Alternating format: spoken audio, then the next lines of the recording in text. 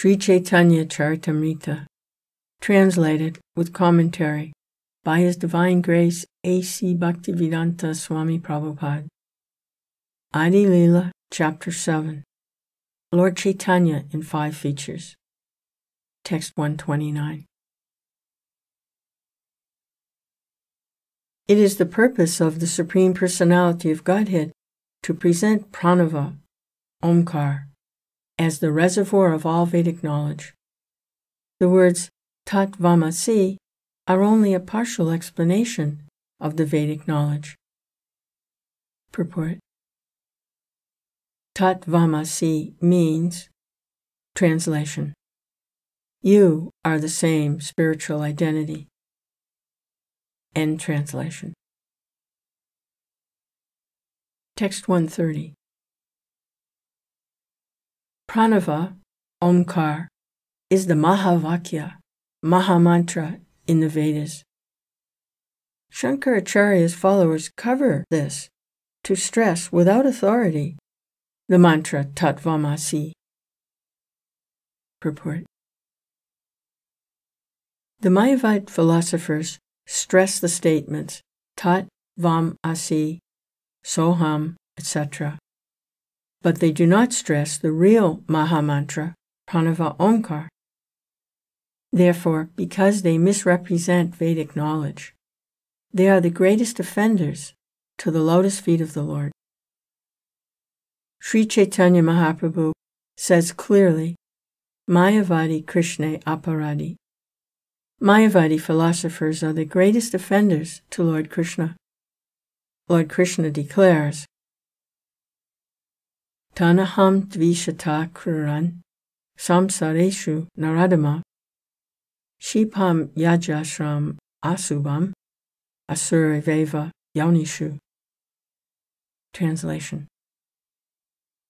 Those who are envious and mischievous, who are the lowest among mankind, are cast by me into the ocean of material existence, into various demoniac species of life. End translation. Bhagavad Gita 16:19. Life in demoniac species awaits the Mayavadi philosophers after death, because they are envious of Krishna.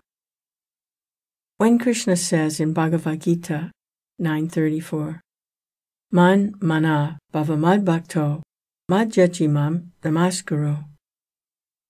Translation. Engage your mind always in thinking of me, offer obeisances, and worship me. End translation. One demoniac scholar says that it is not Krishna to whom we must surrender. This scholar is already suffering in this life, and he will have to suffer again in the next, if in this life he does not complete his prescribed suffering. One should be very careful not to be envious of the Supreme Personality of Godhead. In the next verse, therefore, Sri Chaitanya Mahaprabhu clearly states the purpose of the Vedas. Text 131. In all the Vedic sutras and literatures, it is Lord Krishna who is to be understood. But the followers of Sankaracarya have covered the real meaning of the Vedas with indirect explanation. Purport. There's a Sanskrit verse here.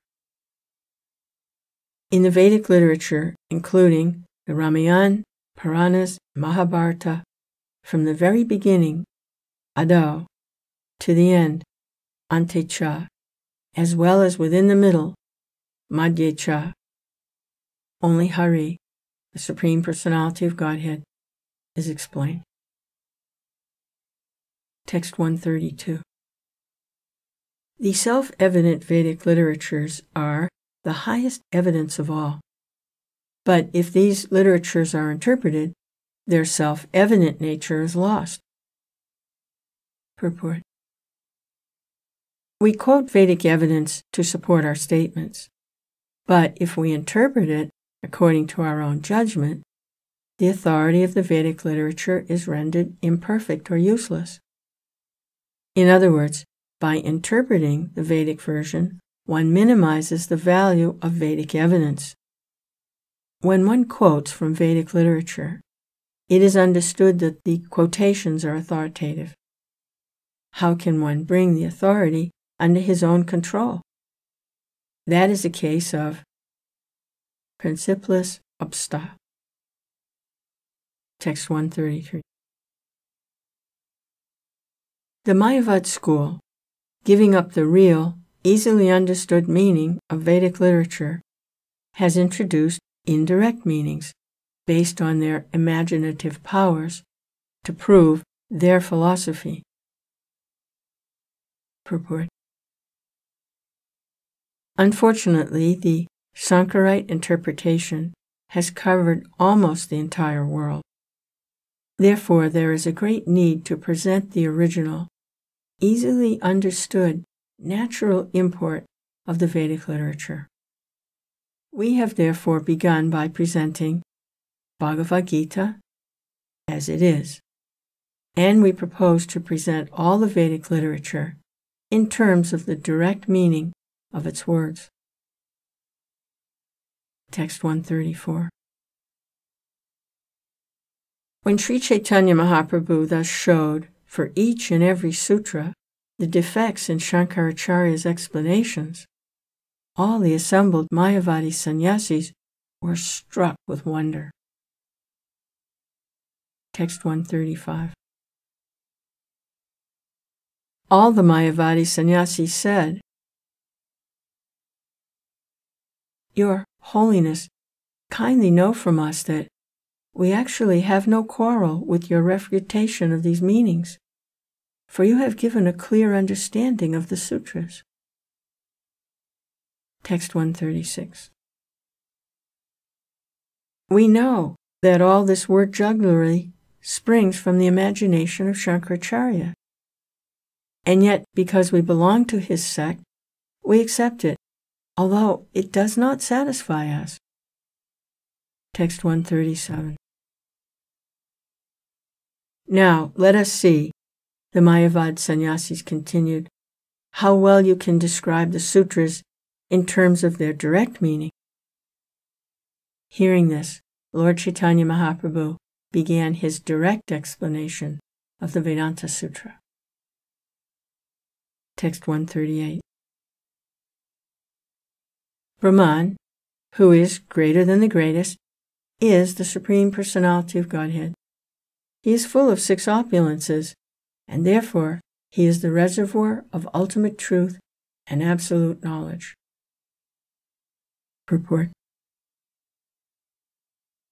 In the Srimad Bhagavatam, it is said that the absolute truth is understood in three phases of realization: the impersonal Brahman, the localized Paramatma, and ultimately the Supreme Personality of Godhead. The impersonal Brahman and localized Paramatma are expansions of the potency of the Supreme Personality of Godhead, who is complete in six opulences, namely wealth, fame, strength, beauty, knowledge, and renunciation. Since he possesses all six opulences, the personality of Godhead is the ultimate truth in absolute knowledge. Text 139. In his original form, the Supreme Personality of Godhead is full of transcendental opulences, which are free from the contamination of the material world. It is to be understood that in all Vedic literature, the Supreme Personality of Godhead is the ultimate goal. Text 140. When we speak of the Supreme as impersonal, we deny his spiritual potencies. Logically, if you accept half of the truth, you cannot understand the whole. Purport. In the Upanishads it is said, Om Purnam Adak Purnamidam Purnat Purnamudachyate Purnasya Purnamadaya purnam eva vasishyate. This verse, which is mentioned in the Ishopanishad, Brihad Aranyaka Upanishad, and many other Upanishads, indicates that the Supreme Personality of Godhead is full in 6 opulences. His position is unique, for he possesses all riches, strength, influence, beauty, knowledge, and renunciation. Brahman means the greatest, but the Supreme Personality of Godhead is greater than the greatest, just as the sun globe is greater than the sunshine, which is all-pervading in the universe. Although the sunshine that spreads all over the universes appears very great to the less knowledgeable, greater than the sunshine is the sun itself, and greater than the sun is the sun god. Similarly, impersonal Brahman is not the greatest, although it appears to be so. Impersonal Brahman is only the bodily effulgence of the Supreme Personality of Godhead. But the transcendental form of the Lord is greater than both the impersonal Brahman and localized Paramatma. Therefore, whenever the word Brahman is used in Vedic literature, it is understood to refer to the Supreme Personality of Godhead. In Bhagavad Gita, the Lord is also addressed as Parabrahman. Mayavadis and others sometimes misunderstand Brahman, because every living entity is also Brahman. Therefore, Krishna is referred to as Parabrahman, the Supreme Brahman. In the Vedic literature, whenever the words Brahman or Parabrahman are used, they are to be understood to refer to the Supreme Personality of Godhead, Krishna. This is their real meaning. Since the entire Vedic literature deals with the subject of Brahman, Krishna is therefore the ultimate goal of Vedic understanding. The impersonal Brahmajyoti rests on the personal form of the Lord. Therefore, although the impersonal effulgence, the Brahmajyoti, is the first realization, one must enter into it, as mentioned in the Ishopanishad, to find the Supreme Person, and then one's knowledge is perfect. Bhagavad Gita 7:19 also confirms this. Bahunam janmanamante jnanavan mam prapadyante. One's search for the absolute truth by dint of speculative knowledge is complete when one comes to the point of understanding Krishna and surrenders unto him. That is the real point of perfectional knowledge.